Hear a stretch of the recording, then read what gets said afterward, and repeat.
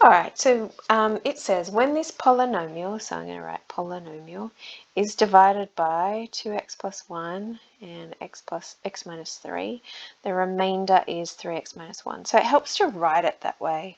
So what is the remainder when the polynomial is divided by 2x plus 1? Well, we know that means we're going to sub in, so what makes 2x plus 1 0? Negative a half, x equals negative a half. So if I sub in negative a half, you know, that makes 2x plus 1 0, so that whole, I'm just getting the remainder part, which is 3 times negative a half minus 1. So our remainder is going to be negative 5.5.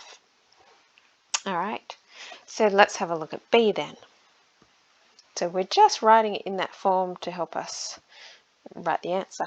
So here we've got x to the 5, 3x cubed, 8x, and b, and we're dividing it by x squared minus 1.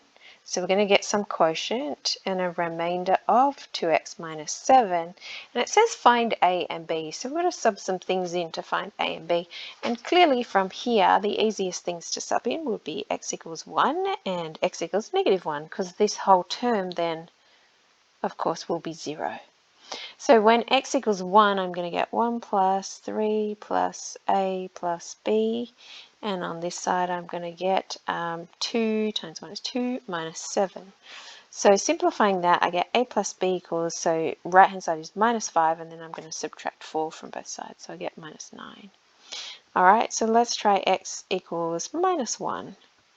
So we're going to get a minus 1 minus a 3 minus an a plus a b equals minus a 2 minus a 7. So minus a plus b, I've got minus 9, I'm going to add 4, so I've got minus 5. So you can see I've got these two equations that I can solve simultaneously.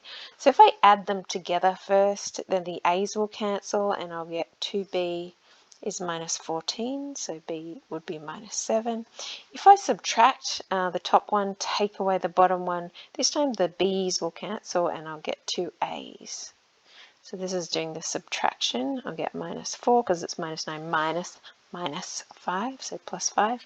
So a is going to be minus 2. So the answer to that one, find a and b. A would be negative 2 and b would be negative 7.